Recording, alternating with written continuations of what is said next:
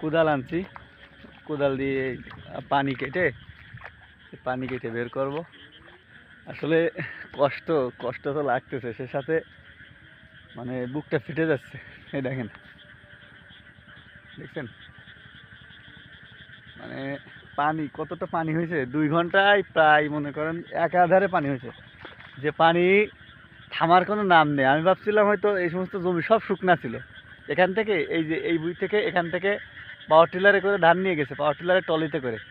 আর এই যে এই ভুঁই এটা আজকে আমাদের মানে লোকজনে কাটছিল। এই যে এক কান এইটা, ওই যে জালি দেওয়া আছে, কত পানি, মানে একেবারে মনে হচ্ছে যে পুকুরের ভিতরে ধানের গাদা দিয়ে রাখছে। দেখেন অবস্থা।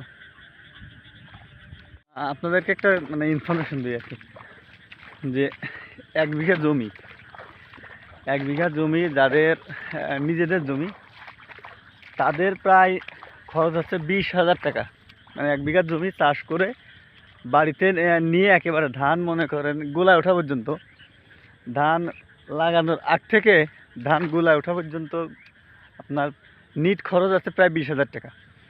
আর যারা লিজ নেই, জমি লিজ নিয়ে করে, তাদের প্রায় 35,000 টাকা খরচ আছে। আপনারা হয়তো মানে এটাকে অবিশ্বাস করতে পারেন, কিন্তু আমি আপনাদেরকে বলি খরচটা কোথায় কোথায় আছে। আমাদের এখানে 1 বিঘা জমি লিজ হচ্ছে 13,000 টাকা। এই যে দেখছেন আপনারা পানিতে ধানের অবস্থা দেখেন, এই দেখেন ধান কিন্তু সব তলিয়ে আছে, ধানের উপরে পানি উঠে গেছে। 1 বিঘা জমি লিজ হচ্ছে 13,000 টাকা। যে লিজ নিয়ে করে তার 13,000 টাকা দিয়ে এক সিজন 6 মাস, 6 মাস না মানে আর কি, ধান লাগানো থেকে শুরু করে ধান কাটার আগ পর্যন্ত 13,000 টাকা হচ্ছে তার এক সিজনের লিজ। আর 2500 টাকা আছে পানি খরচ, সেচের খরচ আছে 2500। তাহলে কত হলো, 13 আর 2 15, 15,500। আর 1 বিঘা জমি 4 চাষ 3 চাষ, 4 চাষে লাগায়, অধিকাংশ মানুষ 4 চাষ 3 চাষেই লাগায়। এক এক চাষ হচ্ছে 500 টাকা করে, তার মানে 2,000 টাকা চাষ খরচ। 200 টাকা করে, 200 টাকা না সরি, 400 টাকা হচ্ছে মই দেওয়া, যেটাকে ময়দা আমাদের অঞ্চলে ভাষায় বাসই দেওয়া। বাসই দেওয়া খরচ হচ্ছে 400 টাকা। লাগানো খরচ ছিল 2500 টাকা। আর সার কীটনাশক এক বিঘা জমিতে, মানে 1 বিঘা না মানে জমিতে আর কি, এবার 4 বার করে স্প্রে করতে হয়েছে। মানে পোকা, যে পরিমাণে পোকা লাগছিল, পোকা লাগার মানে একেবারে 4 বার স্প্রে করা লাগছে। আর দানা ওষুধ তো আছে সাথে। সার 1 বিঘা জমিতে কতটুকু সার লাগে সেটা যারা চাষ করে তারা জানে। ইউরিয়া, টিএসপি, তারপর হচ্ছে আপনার ডিএপি, পটাশ, তারপর হচ্ছে যে দস্তা, হ্যাঁ, এই সমস্ত দিয়ে খরচ আছে অনেক। যারা চাষ করে তারা তাদের কাছে শুনে নিন যে 1 বস্তা ইউরিয়া, 1 বস্তা টিএসপি, 1 বস্তা ডিএপি, তারপর হচ্ছে জিপ সার, এগুলোর দাম কত আর কতটুকু পরিমাণ লাগে।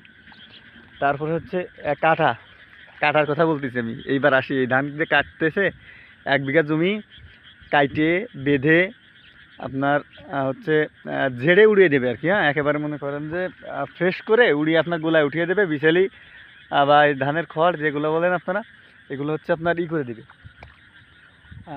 গাদা দিয়ে দেবে।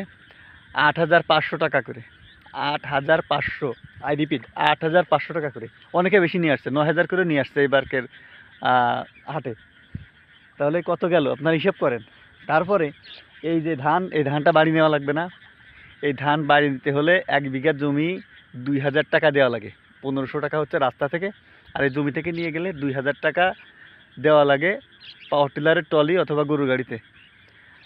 এখন আপনারা হিসাব করে দেখেন কত আসতেছে, কত টাকা খরচ আসতেছে, আপনার হিসাব করেন। 15,000, আমি যে 35,000 টাকার কথা বলছি, কত আসতেছে একটু হিসাব করে দেখেন, বুঝছেন? এই তারপরে যে এই কষ্টের ফল, এই যে কষ্টের ফসল যদি এইভাবে যদি নষ্ট হয়, তাহলে মনে করেন যে আপনার কৃষক বাঁচে না।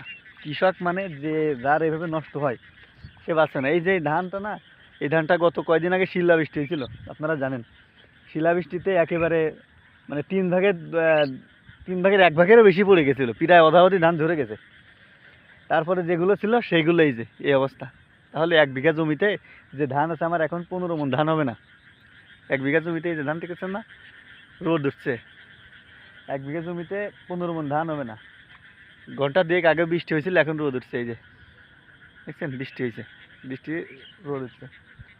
তাহলে 15 মণ ধান হবে, 15-16 মণের বেশি ধান হবে না যে ধান আছে। তাহলে কৃষক কিভাবে বাঁচবে? দেখছেন।